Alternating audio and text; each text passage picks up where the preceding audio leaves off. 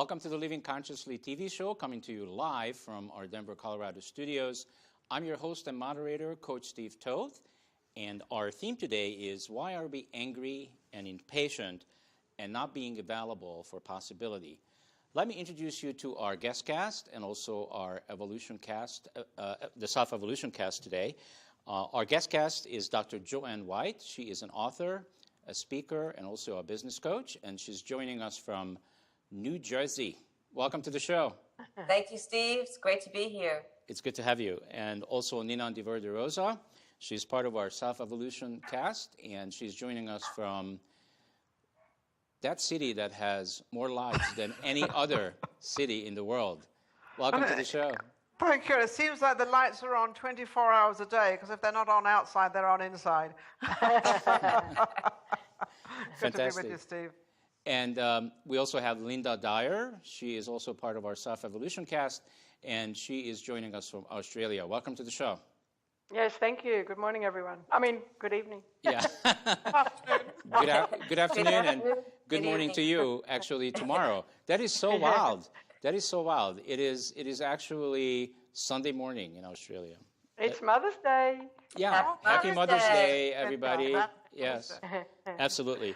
So our opening question goes out to Dr. Joanne, and it is, since we're talking about anger and we're talking about not being patient, could you recall a moment in your life and would be willing to share with us and our viewers where you were angry and impatient? Yes. How many? We have a bingo. How recently would you like that? Waiting online, actually waiting online when somebody, and it was a very long line, it was around the holidays, and some woman was in a really big hurry and she pushed past several people, and I'm petite and she was very tall and she bumped into me purposely. And Wow. that got me very angry. Mm-hmm. And how did you handle your anger? I said, "Excuse me." And she ignored that. And the person in front of me and I exchanged an eye contact. So that sort of helped, that there was some understanding among some of the people there. And we just let it go because she was bigger. And who knew what she was going to do? But it was a real moment of anger and like, why are you doing this? How rude of you. Mm. Okay, great. Thank you for sharing that. And what about you, Linda? Do you have anything in the recent past that got you angry and impatient? Very recently, when I was taking my dad to the hospital and they were yelling at me about that they don't, we don't keep them in anyway, even if they're 90 and they've broken a rib. Oh. Wow. You're still going to have to take him home. And I said, I said, Dad, I turned around to my dad and I said, you know what? You just didn't fall hard enough. I said, you got to do a better job next time. I said, but you know what? What we're going to do is we're going to sit here and we're not going to move until they admit you. And so we did.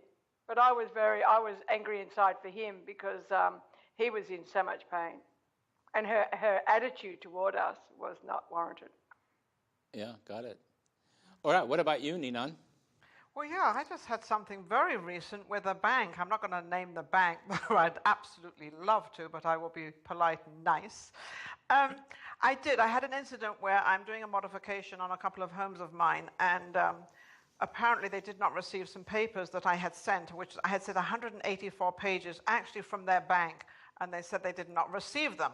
We go on and on and on, and they said, you have to reapply. So I had to reapply, which I did, and I was very nice about the whole thing. They were extremely aggravated.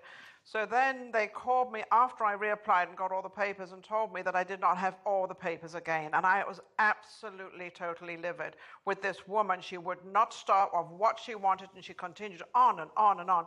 And I know they have all my papers, but it was just that she was being so aggravating. I got so upset, really, really mad, and I don't ever do this, but I did do this, and I'm going to admit it over the air.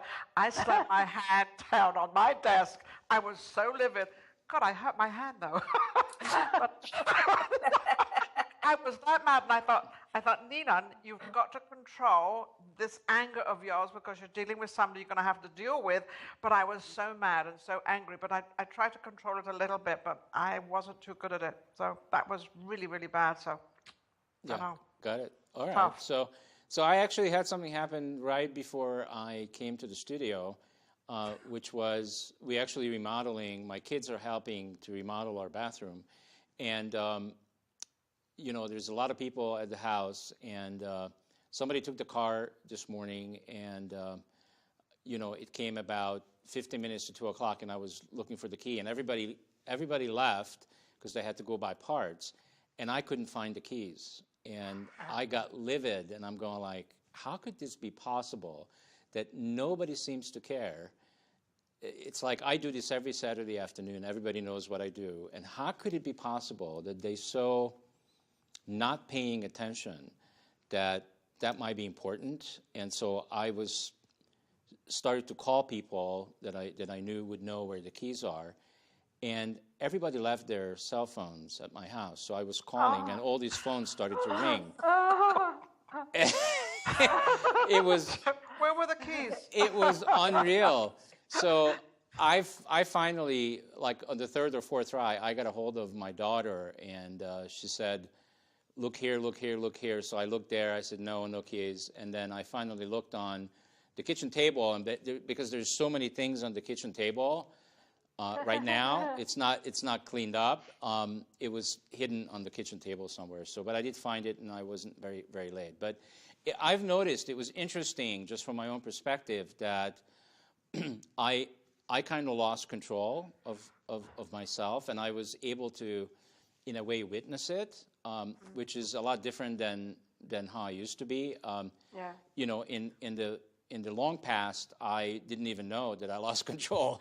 But at least this time I noticed, I'm going like, what the heck? Who is this person that's so irate and so angry? And what is there to be angry about anyway? There's going to be a solution coming up right away.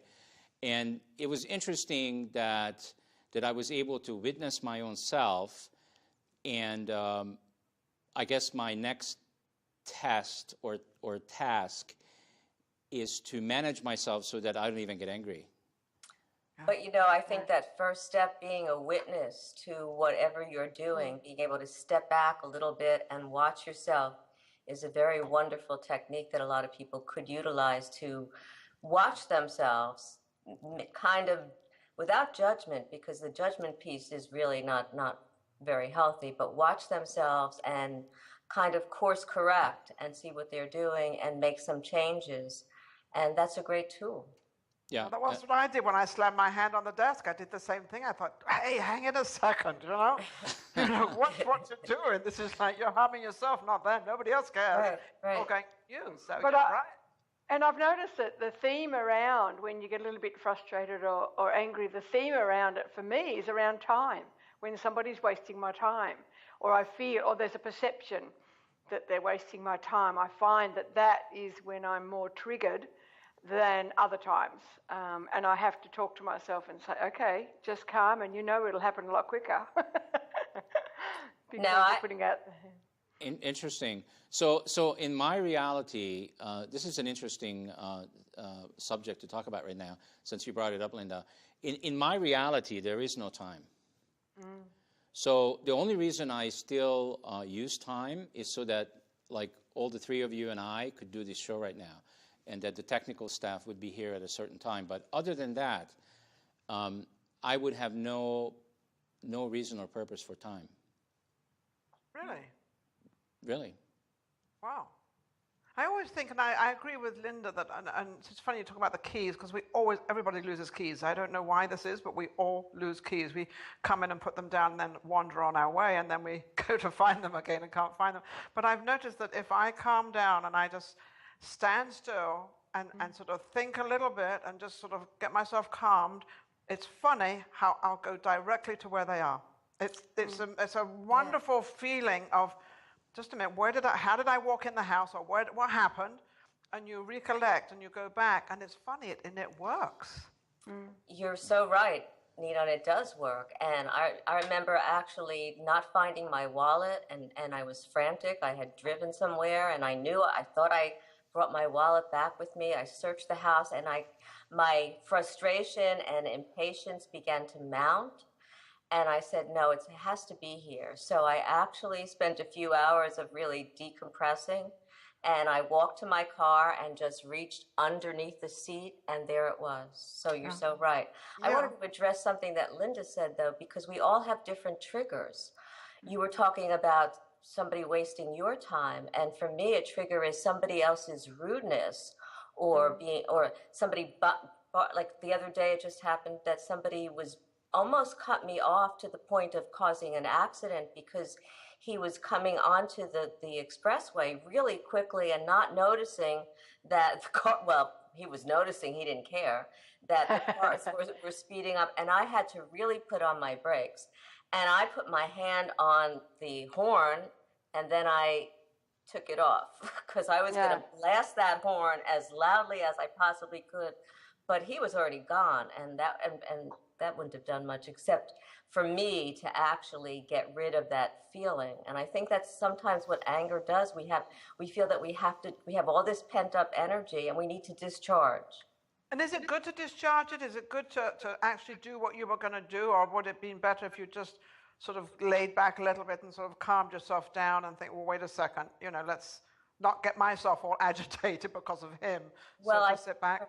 I think both. I think sometimes you need to discharge and sometimes you need to sit back. But if I was discharging and I blasted the horn as loudly as I heard myself doing it in my head, I would have been rude and I would have caused everybody else a very unsettling feeling. So I don't think that at that moment, that choice would have been the best choice. So what is anger really, Dr. Joanne? What is anger? Anger is an emotion.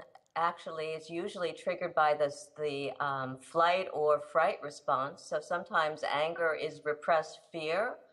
A lot of women go into anger because they're or depression because they're really angry, and they can't really verbalize the anger so much, so that they take it out inwardly on themselves.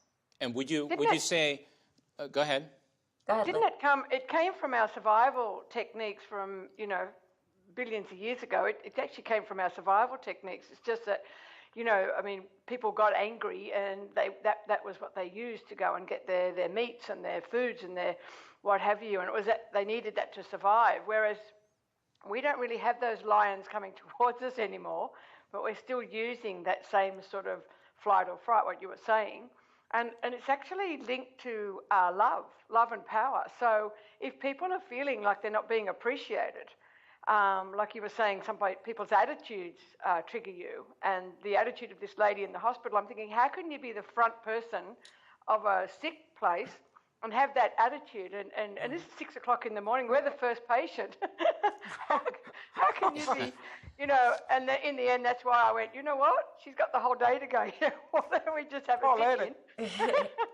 But it's actually linked to love and power. So it's like if we're not feeling appreciated, and I absolutely wasn't. I mean, I was bringing this 90-year-old in that just had a really bad fall, and I definitely wasn't feeling appreciated. And so that's why I decided to let her cool down, and I could do the same thing. But yeah. You brought up a good point, because it's that oftentimes people react with anger because there's a feeling of powerlessness. Yeah, I feel yeah. Right? So they don't know what to do, and they're feeling that they don't have control of a particular situation. And in that situation, it was both appreciation and not feeling, well, for every situation that we've all been talking about, not feeling, for you, Linda, appreciated, but also what could you do about it? She was the head person in charge, and she was making the decision as to whether or not to admit your father. So you become powerless and insecure because there's nothing you can really do about it, because you've got to get past whomever.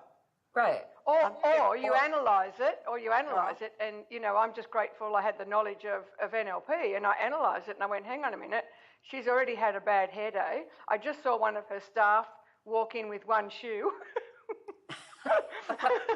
because he put his football boot on by mistake. So they had to send him to a shop to get some shoes on, and he's a doctor. It's okay. We're very where were you? we're very casual down under.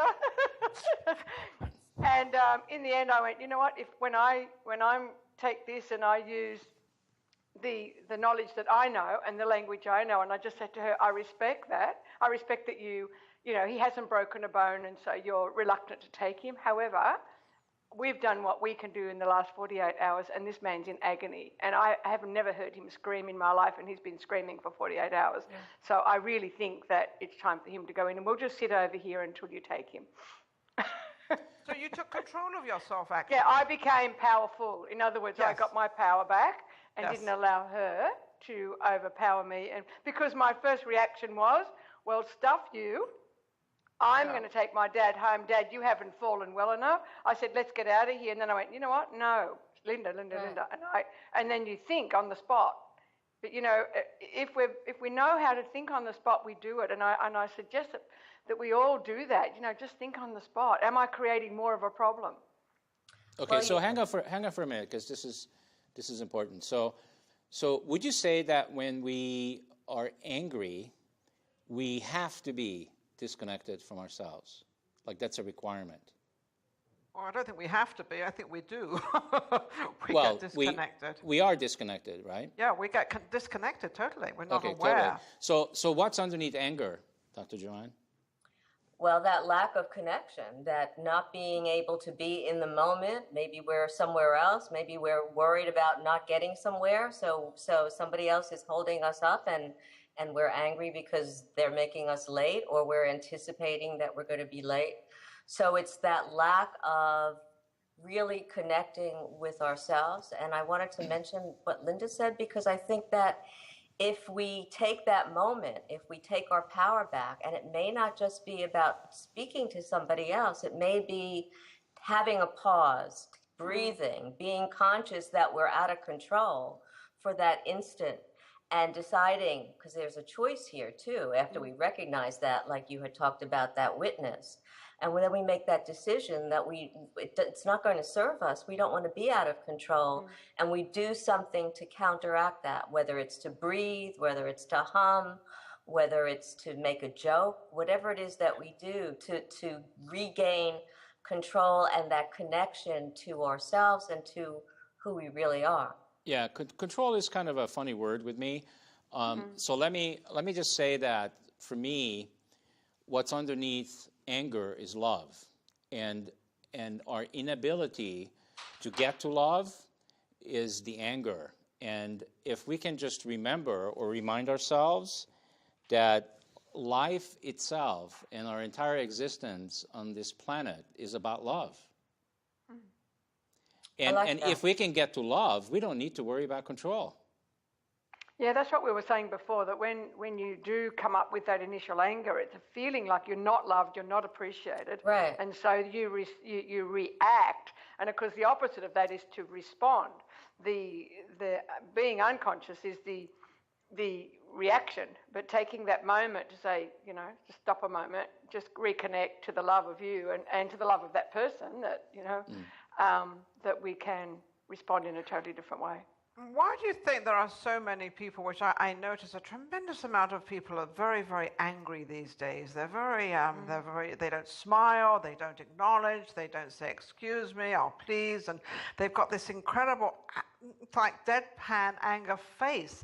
And I'm always one for making jokes. As you said before, I love to change something up. I've always been that way. I'm rather a positive thinker, so I change things up. But I look at how people are, and I just actually analyze everybody. I think, why is everybody looking so angry, and why are they so angry? What is going on, Dr. Joanne?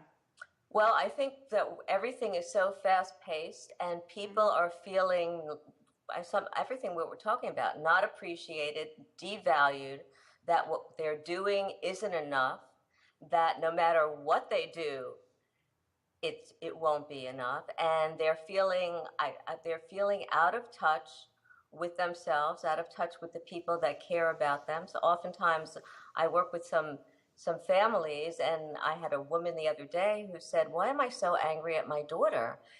Her daughter was taking her time to get to school, And the mother had to get to work, and she was rushing her child, and she began to say, it started out nicely, and then she began to really get hostile and say, we have to go. And her voice got louder, and she was having a moment of thinking, I don't like you. And she revealed that to me, and she felt a lot of guilt that she was saying that about her daughter, that she didn't like her daughter, and it was only for that moment. Did she reveal that in front of her daughter, or did she reveal it just to you? Because it would have been a good idea if she revealed that in front of her daughter, to let her daughter know that she really felt, although that happened, it would have been nice to say, I really apologize, and it was really me and not you, and I'm, sorry. Later on, she did talk to her daughter and did apologize for the fact that she got out of control, but she also said, I did not like what you were doing. It's not about not liking you or not loving you. That's forever there. That's important that parents do that they don't say, you're a hateful kid. But so for that moment that she said she lost control and she apologized, and I think that's also very important that we do that. I think that oftentimes we forget the niceties, whether it's at home or in a store or in a hospital. We forget the common decency, the common niceties, the politeness that would show respect for one another and ultimately respect for ourselves. Yeah, that's a good point, respect. We've kind of lost this respect business, and I'm not so much about respect for other people, but respect to yourself of how you turn up and how you show up and how you are. And if you're always angry and you're always sort of, getting at people, it doesn't make you look that good. It's actually a great conversation, Ninon, to have to go back to somebody and I say, look, I respect where you're coming from, and and don't say but. Yeah, right. Buts are not there. I respect, because respect is actually one of the closest things to love. And so not many people have been respected lately. So when we say, oh, I respect that, and it's like now you've got a chance to just voice where you're coming from. However, you haven't misjudged where they're coming from as well. So, and basically that's what I did with the lady in the hospital, and everything just happened after that. It really is wonderful to know that the language. And she probably felt that. I guarantee she felt that too. I guarantee she felt that energy from you, thinking, oh, well, wait a second, I was a little off. And she's now kind of turned around, she's being nice to me, and she's going to sit there. And you actually changed her attitude without it. Well, you probably did know it. But you probably changed her attitude, so she felt better, you both felt better, and you both sat there and waited. Oh, no. Everything happened. It was wonderful. You started moving. Yeah. I was joking. I wanted to make you laugh. Yeah. I like to do that too. I like to change it with humor and make somebody laugh that they're so upset, and then I tell a silly joke, and it lightens the situation. I read something that for people who are angry, they should get a slow pet, anger and impatience, so that they can watch this pet like a turtle move so slowly. I thought that was funny. That is funny. It would probably aggravate. Okay, so I think we did I think we did a great job showing the viewers that we're human beings too, and we do get angry and impatient. But now I think it would be great if we could have a dialogue about what people can do when they enter into a situation where people are angry and impatient, and how can we diffuse the situation? What are the choices that we have to go through that experience? Who would like to go first? Can I just say that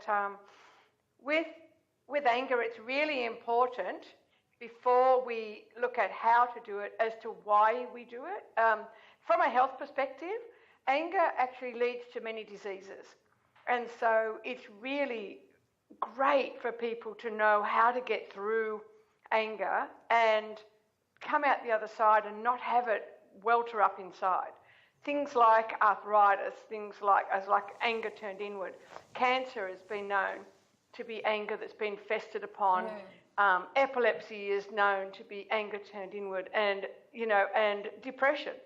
Mm-hmm. And so I agree with you. It is brilliant to know that we can actually eliminate, or that the people out there can help eliminate possible diseases in the future if they allow themselves to get through these times where they're angry, analyze it, speak a different way, whatever, respond versus react.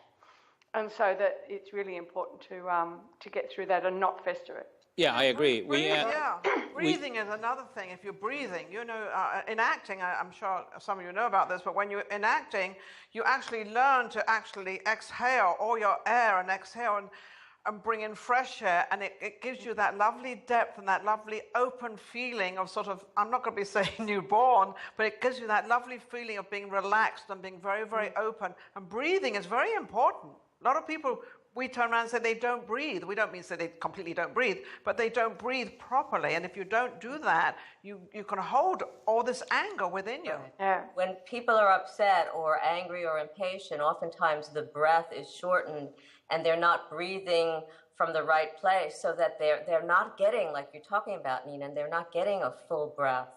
I like to recommend a yoga breath, which I think I've talked about before, which is breathing through your nose and holding it, and then breathing out through your mouth, and it really can settle you. And I think recognizing, Linda, that's a great point, recognizing what's going on with you, why you're angry, being able to step back a minute. Some people actually count. So you're walking into a situation, you can't go do yoga, you can't go do Pilates, you're in the midst of it, and you have to recognize that there has to be something very quick to shift it around. I've actually worked with a couple, and they get very angry sometimes with one another, and we chose a signal that they could use together, some really ridiculous word that's a cue or a signal to the other person that they're a little bit overstepping their bounds, and it could be anything like hippopotamus, but it's a trigger for, it's something for them that they use, and so that would be like anchoring, right? Yes. Yeah. Okay. That would make me laugh, because when my sister got hepatitis as a child, we couldn't say the word, so the only way I could remember it to tell the teacher was hippopotamus. That's just as bad. So, what's your sister got? It's hippopotamus, But see, so that's a great word. If it makes you laugh, then you're diffusing the situation, and you're no longer feeling that anger. There's something else that you're feeling, and so you're out of it, and which is good. One of my favorite things is don't take on somebody else's anger. If somebody's angry about something and they're blasting off on, my husband used to do this, and he'd blast off on everything else, and I would just leave the room or sort of wait till he calmed down or come back. But I don't think it's, if you're not angry and somebody else is angry and yelling and screaming at you, I think the best thing is just to sort of look at them if you can and just say, excuse me, but I'll be back. But don't take that anger on that you never had in the first place. It's not necessary. Nina, and when I was starting to learn all this material, at the beginning I used to put my hand up. Oh, I love it. I love your little. And I'd say, hang on a sec, that's a really interesting perception. And then I'm working out whether I wanted to take it on board or not, and if it was going to make me angry. So I used to actually put my hand up. Now I do the hand up mentally, but at the beginning I literally would put my hand up and say, you know what, that's a really interesting perception. I just don't know if I want to take it on board. So I'm getting angry that I can't get the mic. So so I'm gonna speak up about it. All right. So here's the thing. So I want to bring a real life example from my own life. So I known this man now for a year, and interestingly, I found out that he's very angry, and he's angry at women, and what's interesting, and this is relating back to what Linda said, that ultimately we end up paying for it in terms of our health. So what ends up happening, most of his life, this man is very angry with women. And what ended up happening, he had breast cancer. Now, you know how unique that is in terms of men. It's much more prevalent with women. And he had one of his breasts removed, and he still doesn't get it. What does it take? You know, I'm gonna ask Dr. Joanne and then the rest of you. What does it take for people to really get this? Well, you know, obviously for that man, it may take a series of other illnesses or whatever, and he may never get it. And that's unfortunate, because he's not connecting. And many people don't connect dis-ease with anger or stress or with whatever they're doing in their lives. They really don't take that level of responsibility for themselves. So what does it take? It takes recognizing that we, to a large extent, are responsible for our feelings. We are responsible for our thinking. We are responsible for what we're putting out there in the world and what's coming back to us and the effect that it's having on other people and ultimately on ourselves. And I think it's about experiences too. You know, there was a man in my life, and I said a word, and it was, "Oh, I'm a bit disappointed in that," and I said it like that, and he went off the rails, and I went, "Oh my gosh, what have I done? What have I said?" And I was speaking to my coach about it, and she said that one word, disappointment, even though you said it very calmly, in his mind, all he can see is his mother going, "I'm disappointed in you, you don't measure up." And so it didn't matter, it wouldn't have mattered who said it. It's that word becomes a trigger. So how many of us know that though? Like, I mean, I learnt that from experience, and I've been able to share that with so many people. But I think we come from a place of ignorance, and I think we need a little bit more knowledge around, you know, and some education around what do we do? Why do we get so angry? And if it's from something way back, how do we just let that go, you know, and not carry that person's word or...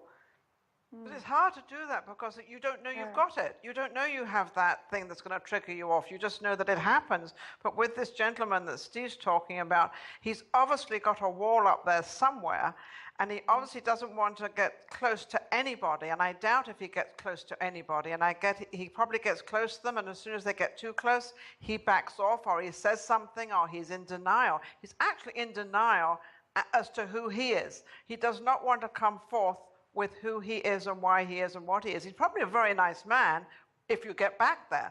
But I think somebody needs to have guts enough and just sit down and tell him. You know, that's what I think.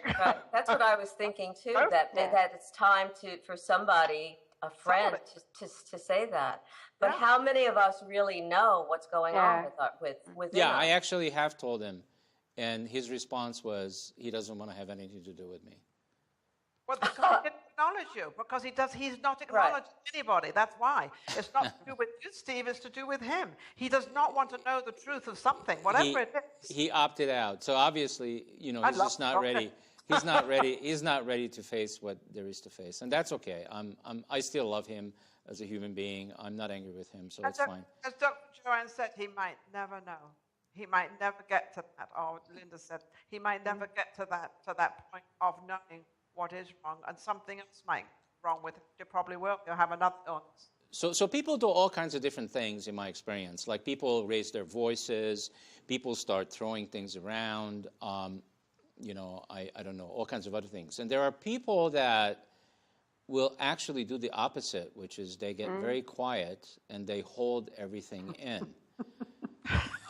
And I'm sure we know some of those people too. So matter of fact, I have known people that the way they were dealing with their anger is that they took themselves out of the current situation. Like they actually got up from a meeting or they got up from whatever we were doing and left.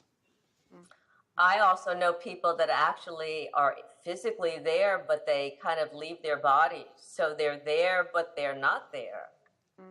No, they're not paying attention. I think it's because they're angry with themselves, or they don't understand the situation, or it's something that's happened to them and they don't want to face it again. And they say, you know, well, I know better and more than anybody else, and I'm leaving because no one's listening to me, which is not so. But sometimes you can leave, Nina, but it doesn't have to be. I've noticed that within a family function once, I felt this anger coming from an older sister, and I went, oh my gosh, what's all this about? And rather than say anything or exacerbate it, I just quietly got up, went and got in my car, and I went home. I wasn't angry at all, but I just thought that was interesting. And then she told me sometime later that she was cross with me. And it was nothing to do with me. It was just because I was born. But it's funny how people, sounds like my sister was saying thing like, you were born, get out of here. But it's funny you talk about that. I have a friend of mine, a young boy that actually I'm like a second mother to him. And he had an awful tendency to do the same thing. And we would be talking about something and he would disagree and he would literally get up and he'd walk out and I'd look at him and I'd say, okay, bye, I'll talk to you later. And I would wait for him to call, and he wouldn't call, so I would call him, and I say, okay, are you over it? And just please tell me what's the problem, and let's sort it out. And we eventually did. Now he hasn't done it for a long time, but we were able to talk about it. So that was the good thing of why and how he had this anger. Which is actually something that's important. If people are experiencing that, why not start talking about it? Why not share that? I'm angry with you, rather than throwing something, rather than raising their voice, rather than storming out. Say, I'm angry with you. And sometimes I say to people, within an angry moment, it's not the best time to share everything about it. But afterwards, you need to have a conversation like you did and talk about it. And it's hard to do because you really don't know where they're coming from. You don't know if you're doing the right thing or saying the right thing or what it is. But I'm one of these people, I like to face it. I like to face, head on and sort of, but nicely. I always like to do it with a smile and a joke. And if I see things getting a little tricky, I kind of think, oh, okay, I'll talk to you later because, get out of here, So I don't want to get involved. So what's interesting is that I used to get really uncomfortable in these situations, like so uncomfortable that I didn't know what to do, and I felt really weird, and this is years ago, and now I don't feel uncomfortable. So when people do these behaviors, because really that's all they are, they're just behaviors, and they learn behaviors, and that's how they're dealing with whatever they're dealing with. They think that's the best way to deal with it. So what made you change, Steve? How did you come to the conclusion of all this anger? And what made you suddenly switch and change? How did you do that? Well, I did it, just simply by learning who I am and learning that I do like myself. I do love myself. And when somebody's acting out like that, it's not acceptable to me that they do that for them and for me. So a lot of times when I enter into these situations, I don't feel bad anymore. I don't feel uncomfortable. I just usually say, you know what, this just doesn't work for me. So I would like to suggest to both of us, take time out. And it's almost like, because what I learned that we're dealing with is we're dealing with a 5-year-old kid in a human body. Absolutely. But you're starting to feel secure with yourself. That's what happened to you. Yeah, so I feel secure that as little a human being as who you were. Yeah, so that little 5-year-old kid that used to be inside of me, he's still there, but I made friends with him, and I love him. So when I say I love myself, I don't just love the new Coach Steve, but I also love the little kid inside of me, and I'm able to hug him and say to him that everything is going to be fine and everything is turning out fine. Don't worry. I love you. That's beautiful. Because where a lot of these problems for me used to come up is that little kid inside of me was triggered by these experiences, and these experiences are something that he was exposed to when he was 5, and he was reminded, and I had to be able to say that I no longer resist you. I love you, and no worries. Everything will turn out just perfectly. Dr. Joanne, why does this all relate a lot back to when we're like born to 5 years old? This 5-year-old thing always comes floating in. This is where a lot of the stuff comes from. Right. Well, I think that at that particular time, again, we're looking for love. We're looking for appreciation. Our parents may say something to us that don't do this or whatever, and we may really take it in the wrong way and look at it as a withdrawal of their love and withdrawal of their appreciation, when it may not be at all. I wanted to actually get to what Steve said for a moment too, if I may, and that is that oftentimes I speak to my clients and I say, well, let's dialogue. Have you dialogue with that younger you, the one that's angry or impatient or whatever? And oftentimes there's that fear that comes up, that fear of not being loved, that fear of not being protected, that fear of not being secure. And we deal with that. We talk about that. and change that so that the older, I'll pick on you, Steve, the older Steve or the older Joanne says to the younger Joanne, well, it's going to be okay. I'm here to help you. I'm not the mother, I'm not the father, but I'm here, and I'm here to do the best that I can for both of us. And it's okay to get to that place where the younger part of us inside of ourselves feels that love, feels that appreciation, and starts to believe, because sometimes they don't believe it, starts to believe that in fact, yeah, she or he's going to take care of me to the best of his or her ability. And I wanted to also say about those behaviors that you were talking about, Steve, those behaviors begin to become habits. So when Nina, when you were talking about that boy, that nephew, walking out, that became a habit that he just did over and over again. And it was just something he probably didn't even think about it until you called him on the carpet and something else had to shift. So we have to be able to look at those behaviors that become habits and say, this isn't working anymore. What is it doing for me? What is it doing for me? And what is it doing for everybody around me? But I think this goes back to what the Ninon's question, which is a great one, what happens in those first 5 years. We don't have a consciousness. We don't have the ability then to say why. We just accept everything. So if we're copying someone's behaviour and the way they deal with it is with anger, then after a while and because it's every day, when we copy behaviour, that we sometimes start to behave like them. Well, they deal with it with that. Maybe that's what we've got to do. So then you got kids at school that are starting to hit other kids, and you think, well, where did that come from? Because one hit, the other hit. I think it's because we start becoming conscious. I think at 5 years old and all that, we start rebuffing back. It's like you suddenly see a child saying, no, Mummy, I don't want to do that. Well, at 3 years old, that child didn't do that. So you're thinking, where did that child pick that up from? And how does that child know to do that and say that? Because you just said, Linda, it sees the environment around and they become conscious of what's going on, and we forget they might only be 5, but they see everything.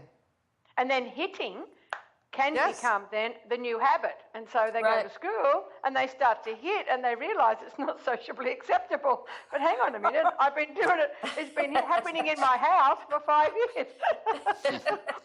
So you have to learn what goes on in the house, the anger in the house. Can I just say that one of the things that I worked with one lady that was extremely angry was gratitude. To bring them from their headspace and into their heart, I just said to her, whenever you feel like you're bubbling up with anger, start to be grateful. And I remember once she said, what do I need to be grateful for? And I went, well, there's a beautiful sky up there and there's beautiful flowers out there and it's a gorgeous day. And I don't care if it's every blade of grass. But just start being grateful for who you are, what we have, what's around us. And it's so calming. It's like taking that breath. And it really dissipates anger very quickly. Okay, so here's this thing that I'm present to, which is there are two people or people that are interacting in the world that are not conscious. They're not connected to themselves. And we know what happens there.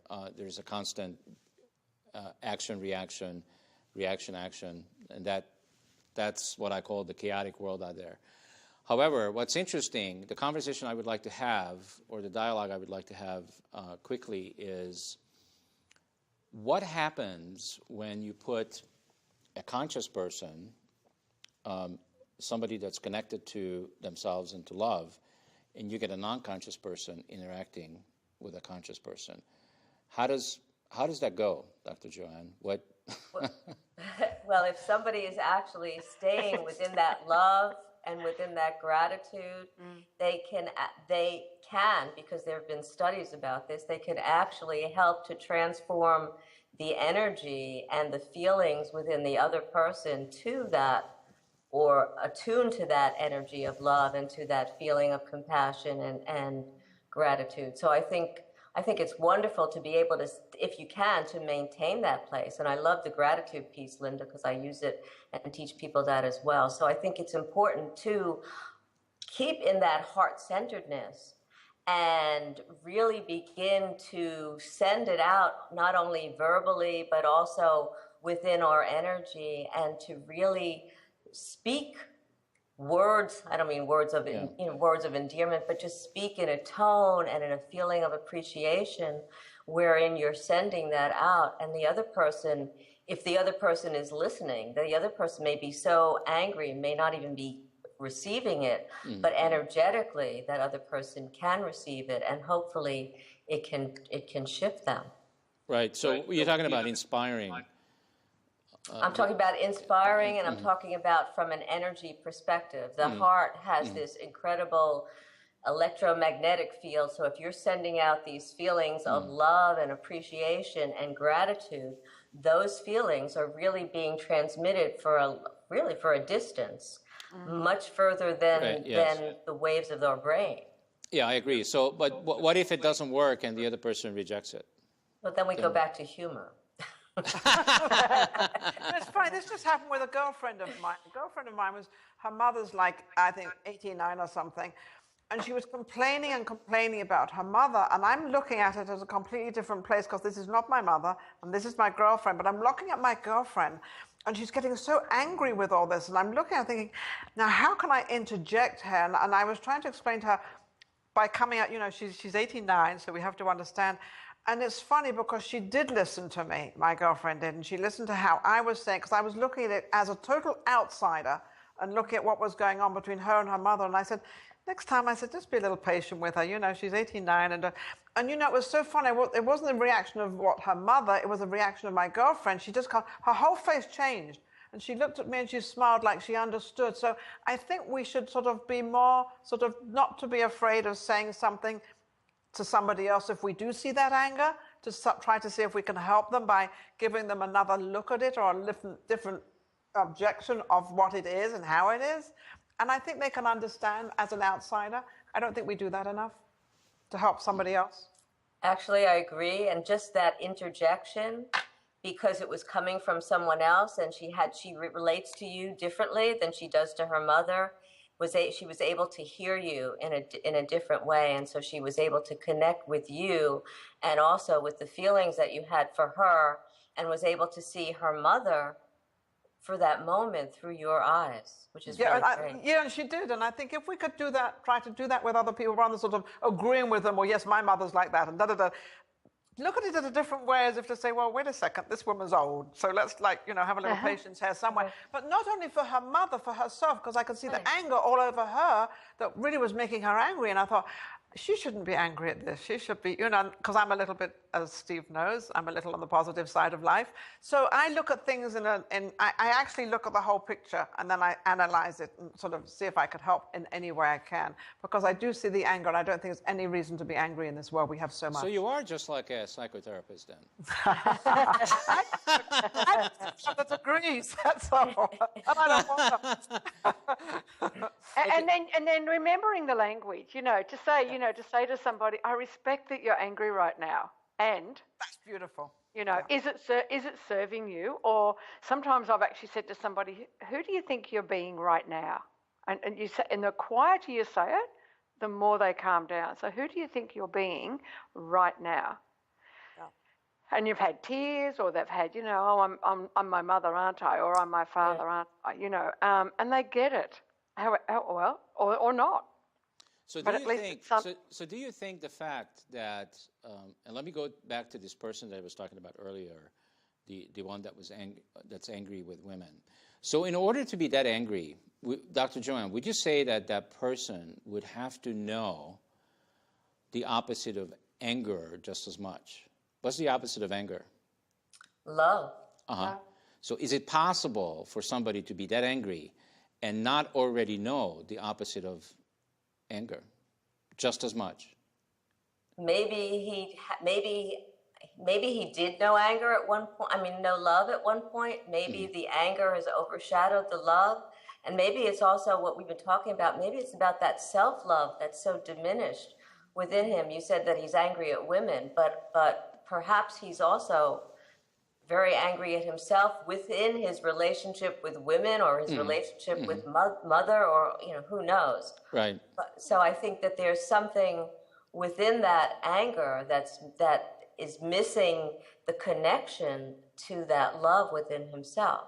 Now the question is, how does he regain that? How does he start to look inward and find that love, and why is it missing? Right. And would you say that usually that is going inside of us? Like there's no sense looking for it outside of us? For love, you're talking about? No, the solution to this dilemma, like all dilemmas. Well, rejection is probably but rejected. Right, but I think a lot of what's outside is a reflection of what's going on inside of us. So I think it begins, I think we need to start looking within. You were talking Yes. about doing a lot of work on yourself. Well, I do a lot of work on myself too. I've been doing that since I've been 16 to kind of evaluate and look at my responses and my behaviors and see what's going on with them so that I can be more conscious. Doesn't mean that I don't go off, but it just means that I'm You aware. go off less, not as much. Well, what I meant to say, and let me put a correction in. So what I meant to say really is that, for example, from this man's point of view, is he's looking for the solution outside of himself. And how I know this is because his complete focus is on men. And he's trying to get men in the outside world to be real men. Now, that isn't going to get him closer to women. So No, he needs to also get in touch. Yeah, go ahead.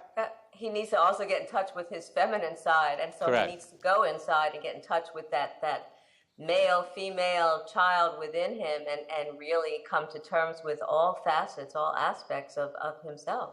Yeah, because he's very insecure of himself facing women. So he's either had something happen with his mother, which I doubt. I would imagine it's with his girlfriends or with wife or whatever the case is. I don't know. So now because of that, he's now got this sort of hate thing for women, and he wants to get all the men on his side. Well, that's not going to cure him.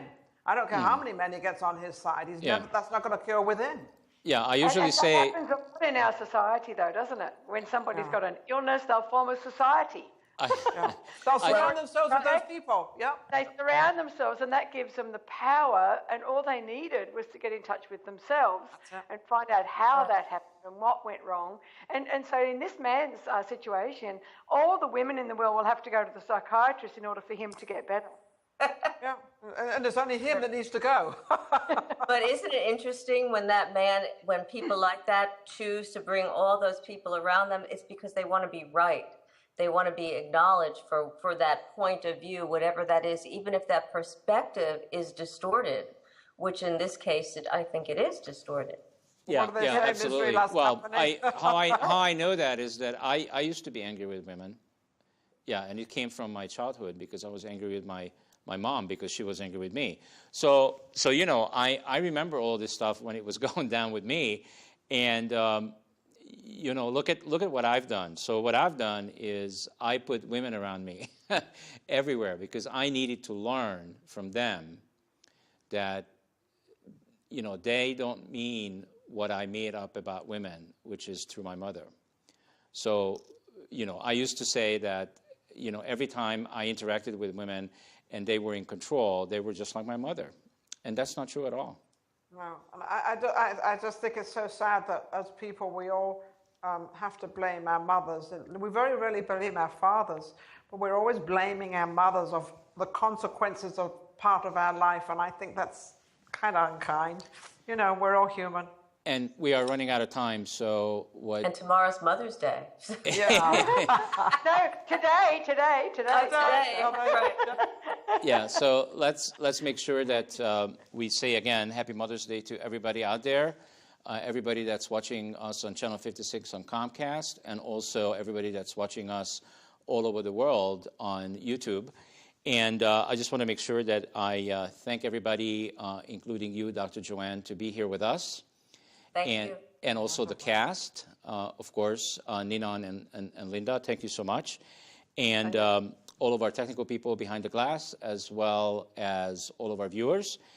And just want to also mention that if anything that we said here or did here today in any way touched, moved, and inspired you, please go to www.livingconsciously.tv, interact with us by making comments or get a hold of us.